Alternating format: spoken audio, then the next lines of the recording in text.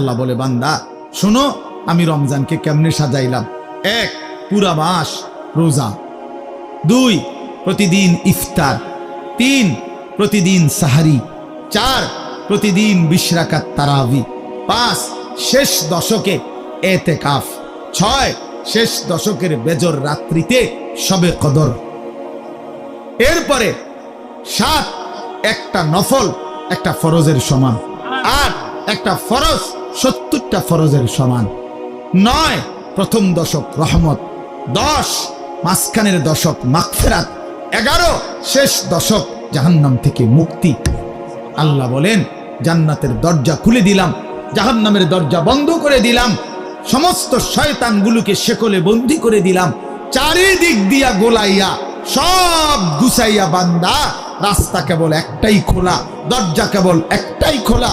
পুরা রমজান রাতে আসো, দিনে আসো, দুপুরে আসো, শুধু আমার গোলামি করবা, গুনাহ ছেড়ে দিবা, আর একটা দরজা দিয়েই সবাই ঢুকবা, শুধুই জান্নাত, শুধুই জান্নাত, শুধুই জান্নাত, শুধুই জান্নাত। কারণ দরজা তো খোলা একটাই, জান্নাতের দরজা, জাহান্নামের দরজা বন্ধ। এই মাসে আমি কোনো দিকে দেব না, শুধু জান্নাত দেব, শুধু জান্নাত, শুধু জান্নাত। এজন্য বাপ মহান আল্লাহ পাক রব্বুল আলামিন বলছেন, রমজান আমি কোরআন নাজিলের মাস। আমার শায়েখ বলে,